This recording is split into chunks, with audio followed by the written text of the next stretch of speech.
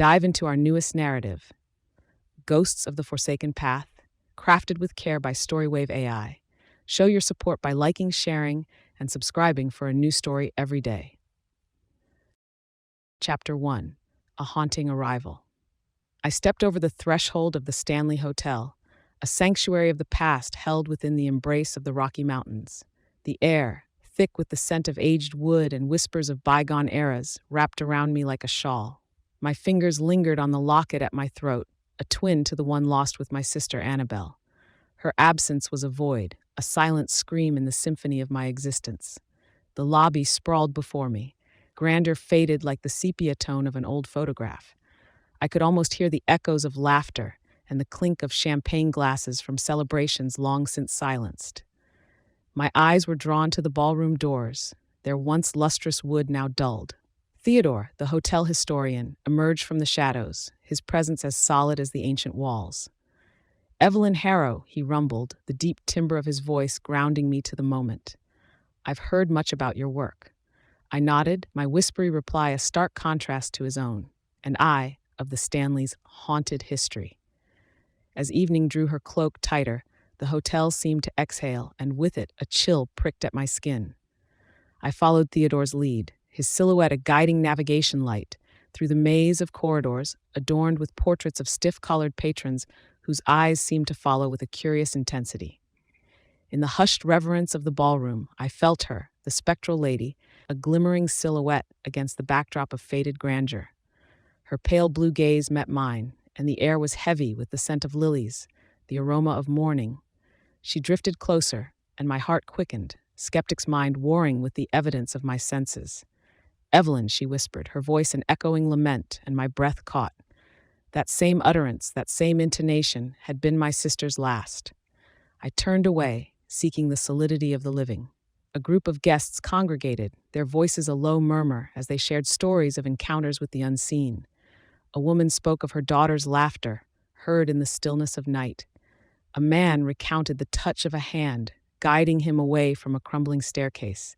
Their tales, reflections of my own grief and search for answers, wove a tapestry of shared sorrow.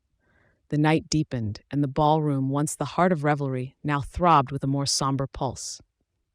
I moved among the guests, my raven spirit animal a silent observer within me, as I absorbed their experiences, a mirror to my own quest for closure. The whispering lady's presence lingered, a reminder of the path I had embarked upon, a path that seemed to spiral towards an inescapable destiny. Yet, within the shadows of the ballroom, beneath the weight of history and the watchful eyes of the Stanley's spectral inhabitants, I felt the first stirrings of a revelation. Perhaps the ghosts we chase are not just those of the departed, but also the phantoms of our unresolved pasts, beckoning us down corridors of memory and regret. And in the pursuit of these apparitions, we might find not just the echoes of what was lost, but the possibility of what might yet be found. As the clock chimed the midnight hour, I knew one thing with chilling certainty. The Stanley Hotel held more than just the remnants of its own forsaken path. It cradled my story within its walls, a story that was only just beginning to unfold. Chapter 2: Echoes of the Past. The night unfurled its secrets like a shroud as I sat across from Theodore in the dimly lit library of the Stanley Hotel. Around us, leather-bound tomes whispered tales from their dusty shelves, and the air was laden with the musk of aged paper. Theodore's eyes gleamed with the fervor of a zealot as he leaned forward, his voice a conspiratorial murmur. "Evelyn, this hotel is a nexus of spectral convergence, a place where the gossamer veil of time wears thin." My skeptical mind wanted to dismiss his assertion, to cling to the tangible, but the encounter in the ballroom had left its indelible mark upon my certainty. "You speak of ghosts as if they are your companions, Theodore." He chuckled, a deep, resonant sound that seemed to stir the quietude of the library. "In a way, they are. The spirits that walk these halls are as much a part of this place as the stones and mortar." His hand swept across the surface of an ancient map, tracing the outlines of the hotel's blueprints.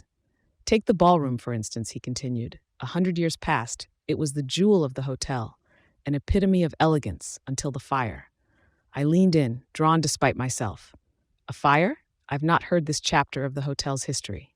With a nod, Theodore's bear-like demeanor took on a somber shade. A grand ball was underway, the elite of society twirling in a dance of decadence. Then tragedy struck, a fire erupted, and many perished, trapped within the flames.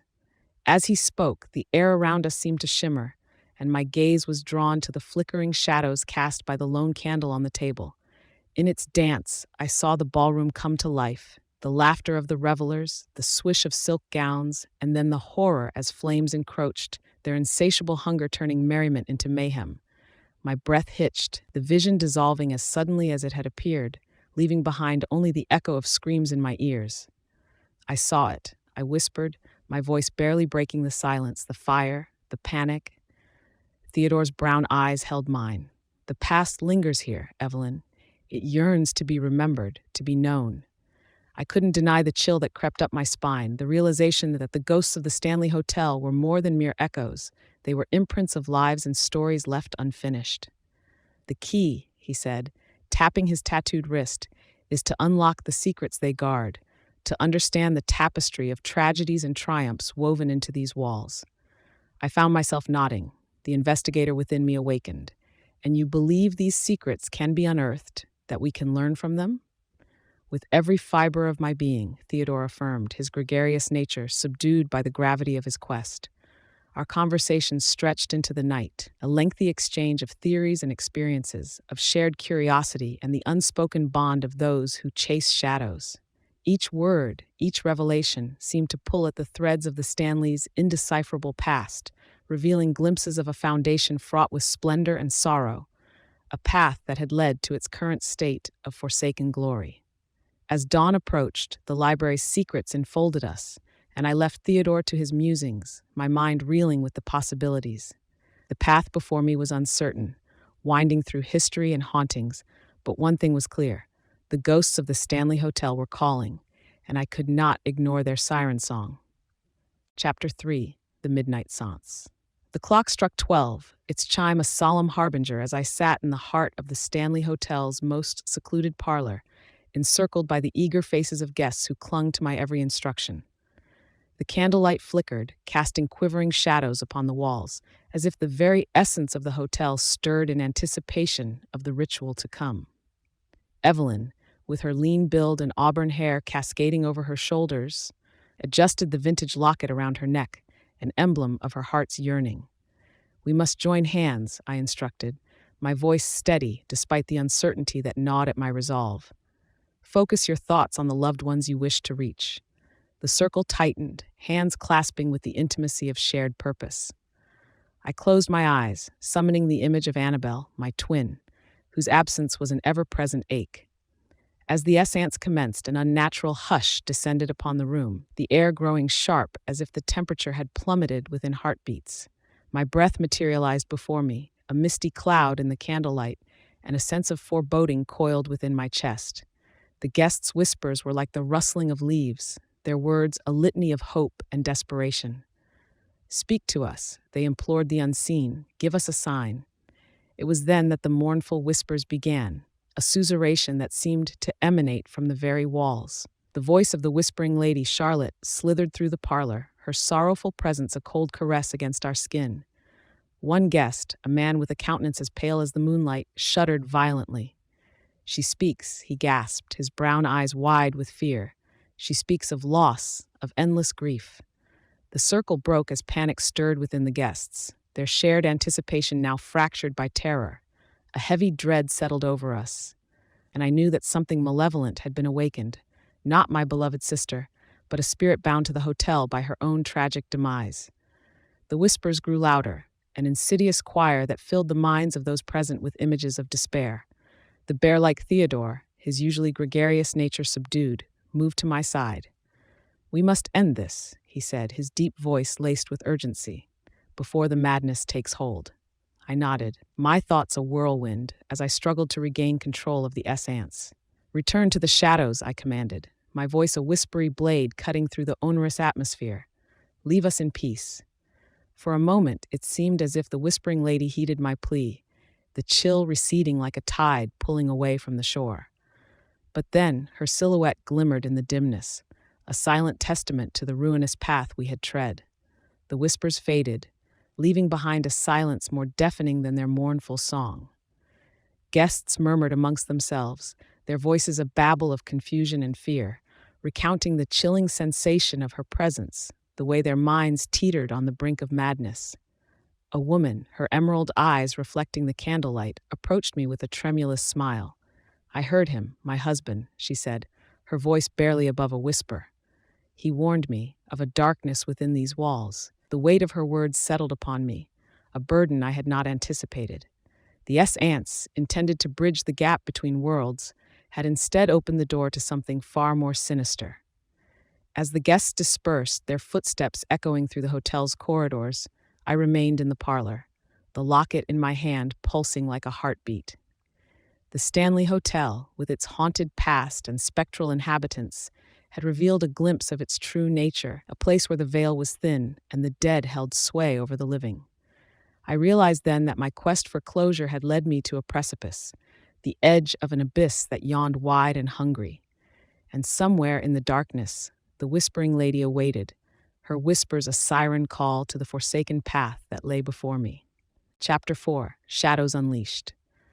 The walls of the Stanley Hotel bled darkness, shadows stretching like sinew as the restless spirits within grew bolder, their malevolence no longer lurking in the periphery of our senses but surging forth, a tangible force of chaos. The air crackled with their unseen wrath, an electric charge that raised the hairs on my arms as I stood in the once grand foyer, now a stage for the spectral. Evelyn was acutely aware of the danger that encroached, the very fabric of reality warping under the will of the spirits.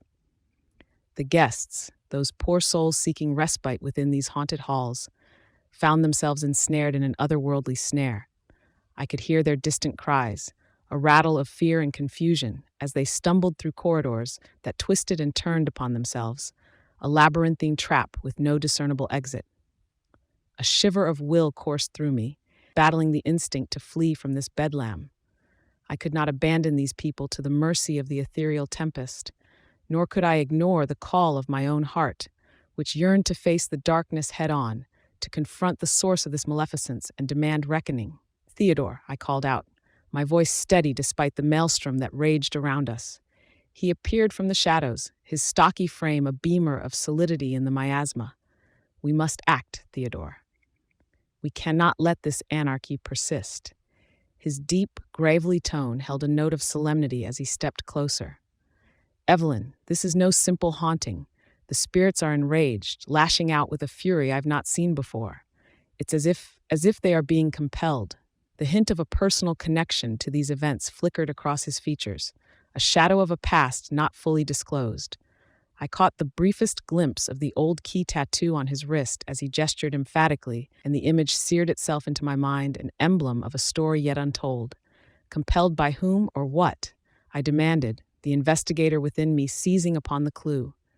"You know more than you've shared, Theodore. What binds you to the mourner?"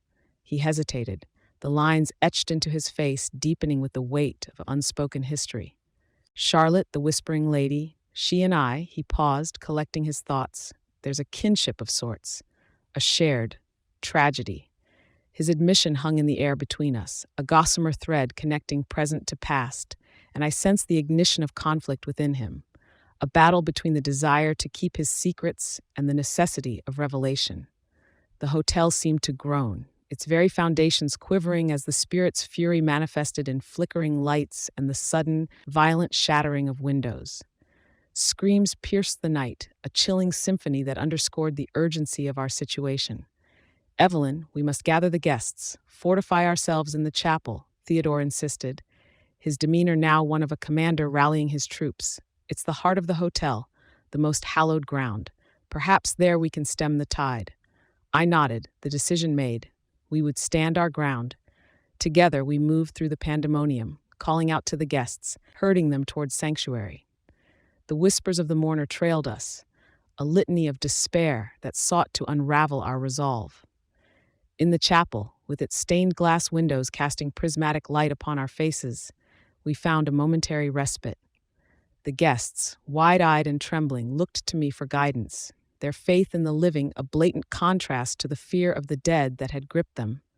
We shall not succumb to this darkness, I proclaimed, my voice a clarion call amidst the uncertainty.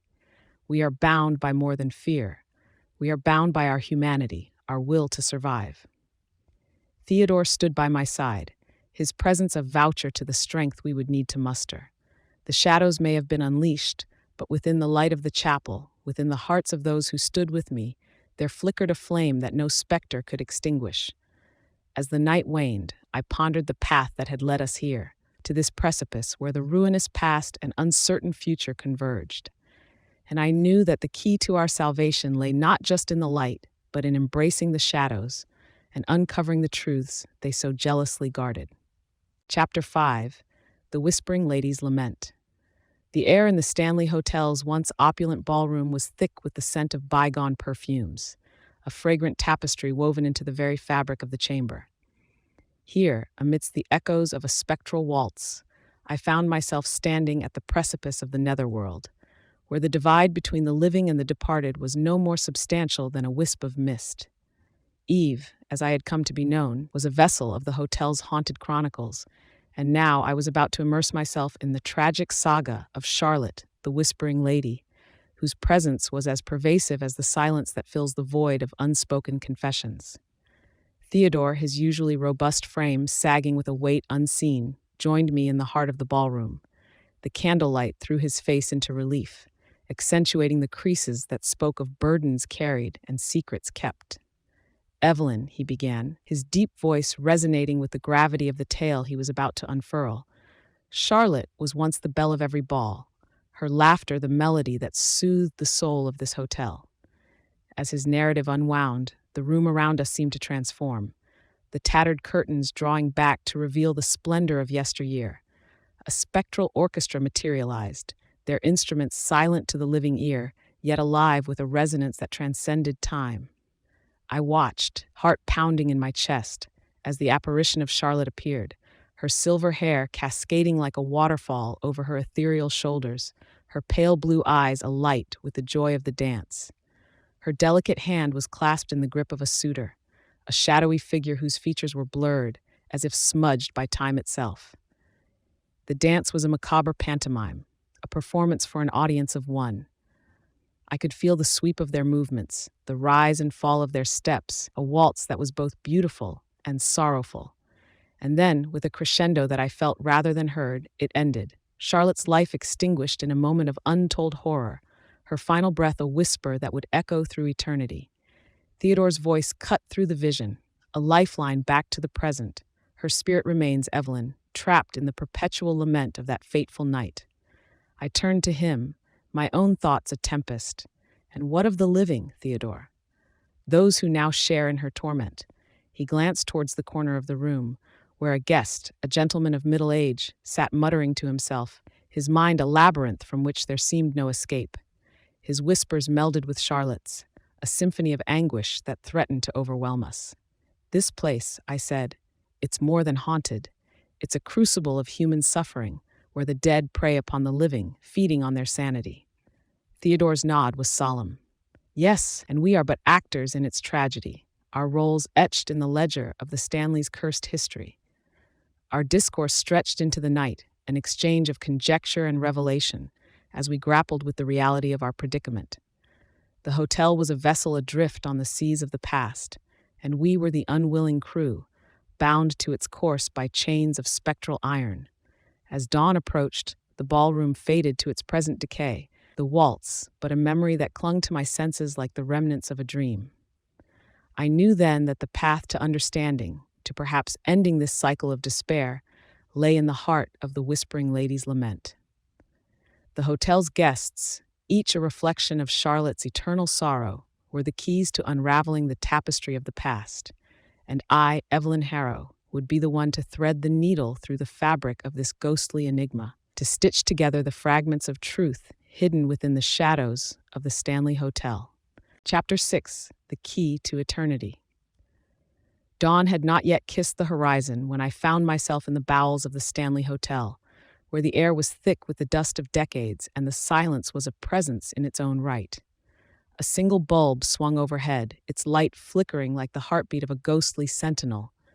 as I rummaged through the forgotten relics of a time-worn chest.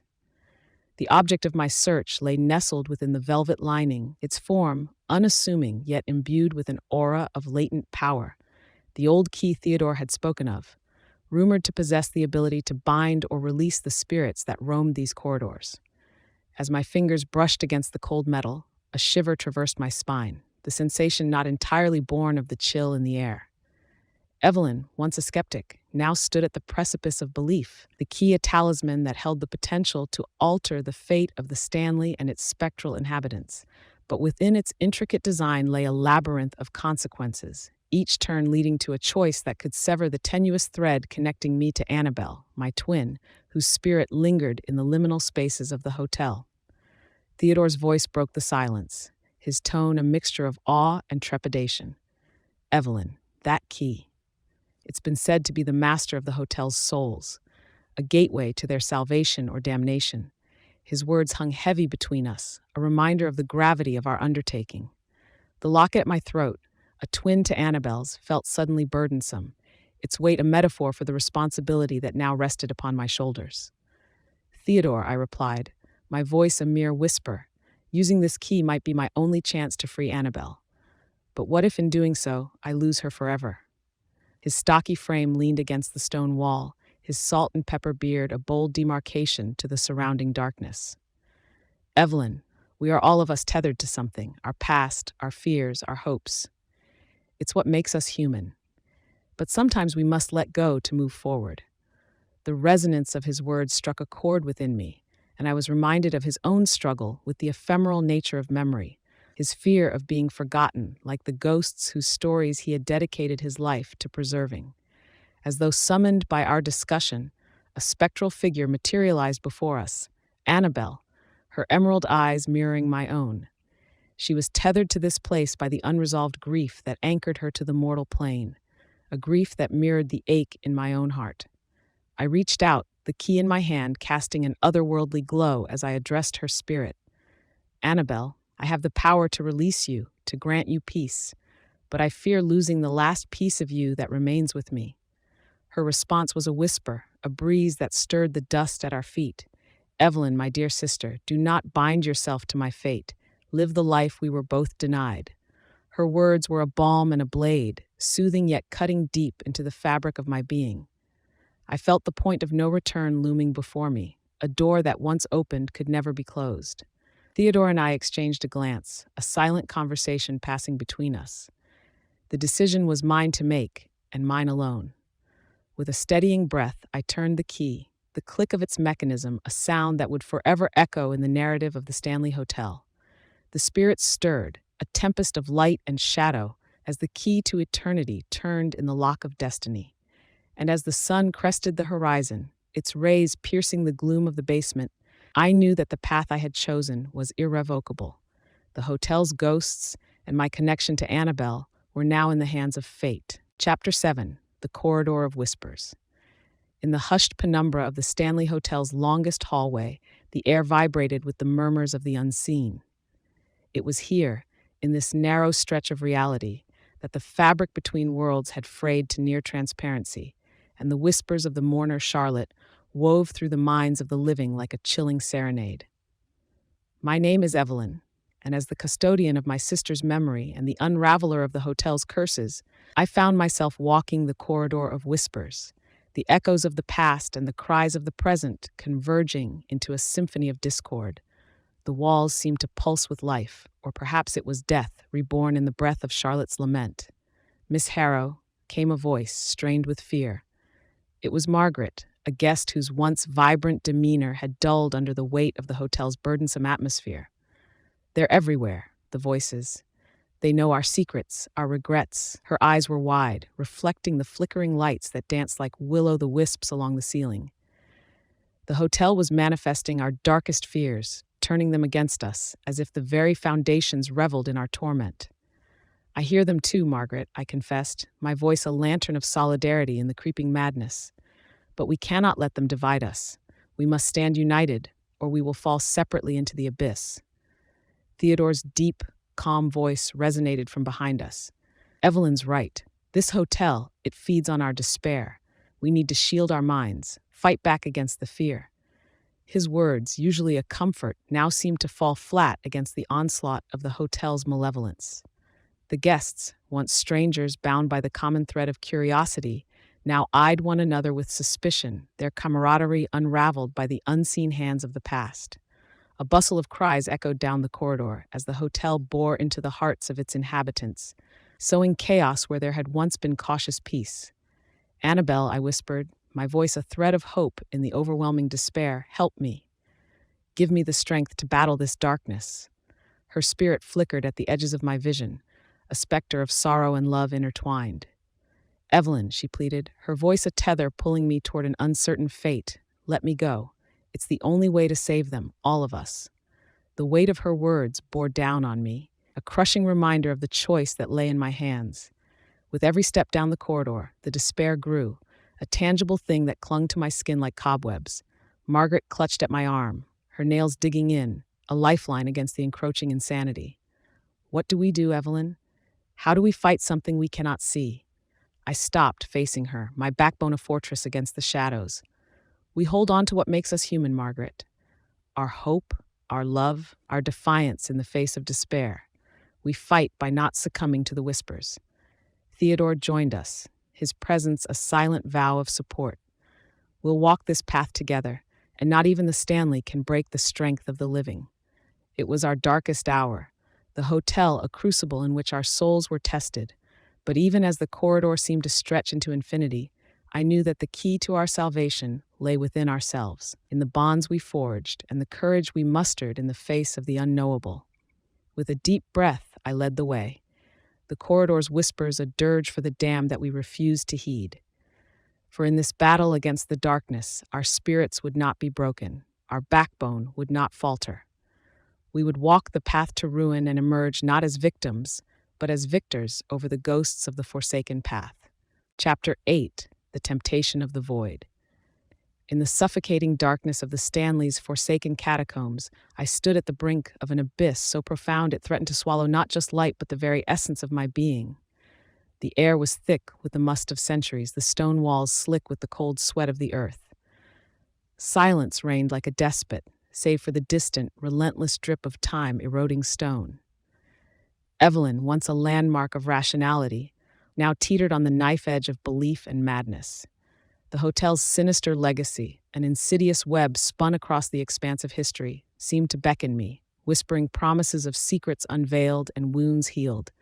Theodore's voice cut through the darkness, his usual deep and gravelly tone tinged with an urgency that belied his stoic demeanor. "Evelyn, this place, it ain't just walls and floors. It's alive, breathing, and scheming. You can't let it get inside your head." His words, meant to anchor me, seemed to drift away, absorbed by the void before me. I felt the locket's weight around my neck, the chain like an iron shackle forged of memory and loss. Margaret's voice, once vibrant and now frayed with the wear of unrelenting terror, joined Theodore's. "Evelyn, we've seen what this place does, how it twists everything good and pure into something foul. Don't listen to it." Before me, the darkness coalesced into form, an apparition of Annabelle, her emerald eyes pools of sorrow and understanding. "Sister," she beckoned, her voice a siren's call, "join me. Here we can be together, forever untouched by the world's cruelty." My heart, a drumbeat against the stillness, yearned for the solace she offered. Yet I knew that to step into the void was to surrender to the hotel's malevolence, to become one more whisper in its corridors of despair. Theodore's hand found my shoulder, a human touch against the lure of the ethereal. "Evelyn," he implored, "think of the living, of those who still cling to hope because of you. Your fight ain't over." I turned my gaze from the abyss to face him, his brown eyes a record to the battles he had fought and the ghosts he had yet to lay to rest. "Theodore, I'm weary. This hotel, it takes and takes, leaving only emptiness behind." His grip tightened, a silent plea. "Then take back. For every shadow it casts, we can shine a light. For every whisper of despair, we can shout defiance." Margaret stepped forward, her hand joining Theodore's. "Evelyn, we need you. The darkness is strongest before the dawn, and you are the dawn." Their words, a lifeline in the engulfing gloom, fortified the faltering ramparts of my will. The choice lay before me, a Faustian bargain to end my suffering or the arduous path of salvation, fraught with the promise of redemption or the peril of ruin. The apparition of Annabel wavered, her form flickering with the undulating shadows. Evelyn, I love you, but you must live, not only for yourself, but for the memory of me, for the guests who look to you as their landmark in this storm. Her visage receded into the darkness, and I felt the pull of the void lessen, its temptation waning as the bond between sisters proved stronger than the siren call of oblivion. The catacombs around us seemed to exhale, the tension dissipating like fog before the rising sun. I stepped back from the edge, my conviction hardened like the ancient stones beneath my feet. We stand together, I declared, my voice echoing through the catacombs, a clarion call that defied the silence. We will face this darkest hour not with whispers, but with voices raised, united against the tempest. Theodore and Margaret exchanged glances, their shared determination a reflection of my own. As we turned to leave the bowels of the Stanley, the weight of the locket no longer felt like a shackle, but a medal of honor, the emblem of a fighter, a survivor, a guardian of the living against the ghosts of the forsaken path. Chapter 9, The Shattering of Souls. The air crackled with the prelude to a storm, the ancient timbers of the Stanley Hotel groaning as if in the throes of an unbearable agony. Within these walls, the veil between realms frayed, the fabric of reality itself threatening to unravel and cast us into an abyss from which there was no salvation. Evelyn, my name a mere echo of who I once was, found my understanding of the empirical world, my steadfast reliance on the tangible, now shattered like glass against the undeniable force of the supernatural that besieged us. Theodore stood resolute beside me, his form a bulwark against the encroaching darkness. Evelyn, he said, his voice a deep rumble that seemed to stem from the very depths of the earth, the time has come to face what we cannot explain, to confront what we thought impossible. I turned to him, the flicker of candlelight casting his features in stark relief. I never believed in a reality beyond what science could explain, Theodore. But this, I gestured to the chaotic scene unfolding around us, this defies all logic. The hotel itself seemed to respond to our conversation, the walls vibrating with a sorrow so profound, so palpable, it was as if the very air wept. Charlotte's grief, the mourner's sorrow, had become a tangible force, a maelstrom of despair engulfing every corner, every shadowed nook of the once grand establishment. Margaret, her usual composure now a shattered visage of terror, clutched at my sleeve. Evelyn, the walls, they're weeping. The hotel, it's alive with her pain. Her words, spoken in a quivering timbre, resonated with the truth I could no longer deny. The supernatural was no longer a shadow at the edge of perception. It was a reality, as clear and as present as the fear that gripped our hearts. Theodore's gaze met mine, his eyes reflecting a tumult of emotion. This place, it's a part of me, Evelyn. I can't abandon it, not even as it falls into ruin. His confession was a whisper against the roar of the hotel's lament. The choice he faced was a mirror to my own, to flee from this place of darkness or to stand and face the consuming void. The hotel will take you, Theodore, I said, the urgency of my plea born from a newfound understanding of our plight. Your fate will be as theirs, tethered to this cursed ground for eternity. He shook his head, the gesture one of resignation and resolve. Then so be it. My life has been entwined with these ghosts, these stories. I cannot sever the bond, not even to save myself. The guests, their eyes wild with fear, pressed close, seeking solace in our presence. Their voices rose in a roar of pleas and cries, the human spirit raging against the inevitable. We will stand with you, Theodore, they declared, their words a record to the indomitable will that even the supernatural could not quench. As the hotel's energy reached its zenith, the walls themselves seemed to pulse with an otherworldly light, the boundary between life and death all but erased in the face of the mourner's unyielding sorrow. With a heavy heart, I clasped Theodore's hand, his skin warm against the chill that enveloped us. We will face this together, my friend. As the world we knew shatters, we will hold on to what remains, our courage, our hope, our defiance. The fabric of the hotel buckled and twisted, a grotesque reflection of the turmoil within. Our collective breaths were held, a silent vigil as the climax approached, a shattering of souls that would leave its mark upon the land for generations to come. Chapter 10, whispers in the ruins. Dawn crept over the horizon with a hesitant grace, casting a gentle glow on the wreckage of the Stanley Hotel. Its once grand visage lay in tatters, the splendor of old reduced to a carcass of splintered wood and crumbled stone.